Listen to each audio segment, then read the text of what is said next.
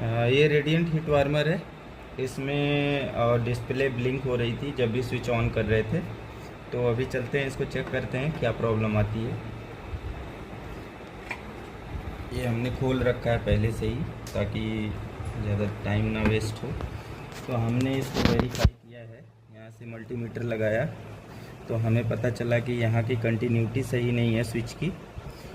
और main issue आ रहा था जब भी हम स्विच ऑन कर रहे थे तो ये सप्लाई जाने के बाद तुरंत ही कट हो जा रही थी। रीज़न इसके पीछे आया कि ये जो हमारी स्विच लगी होती है जो कि पीछे के टाइप है ये स्विच, तो ये स्विच हमें पता चला कि ये ख़राब हो गई है, जिसकी वजह से हम जब भी इसको ऑन मोड में डाल रहे थे तो ये क्या हो रहा था कि सप्लाई जा तो रही थी तुरंत ही उसके बाद ये कट हो जा रहा था, मतलब कंटिन्यूटी ब्रेक हो जा रही थी।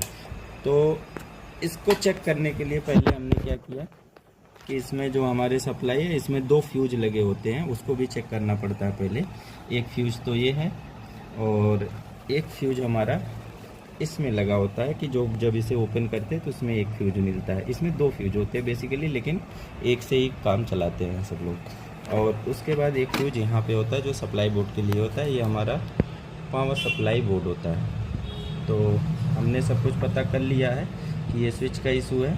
और इसे क्रॉस वेरीफाई करने के लिए अगर जो आपको मल्टीमीटर नहीं भी है और आपको क्रॉस वेरीफाई करना है कि स्विच ओके है तो नहीं है, तो हमें क्या करना है कि ये पोर्ट वाला ये कनेक्शन निकाल के सीधा, और ये कनेक्शन जो न्यूट्रल का आ रहा है पावर कॉर्ड से, ये दोनों कनेक्शन इन दोनों कनेक्शन में डायरेक्ट सोल्ड कर देना है। दोनों में फेज में और न्यूट्रल में जोड़ देना है, जिससे उसके बाद फिर हम पावर सप्लाई ऑन करके डायरेक्ट बोर्ड से चेक कर सकते हैं कि कितना कि मतलब स्विच का इशू है कि नहीं है।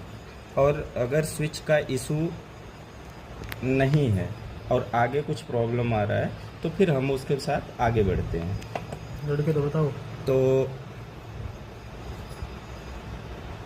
अब इसके बाद फिर हम अभी इसे रिपेयर करेंगे, दूसरे नया स्विच लगाएंगे। ठीक है, थैंक यू।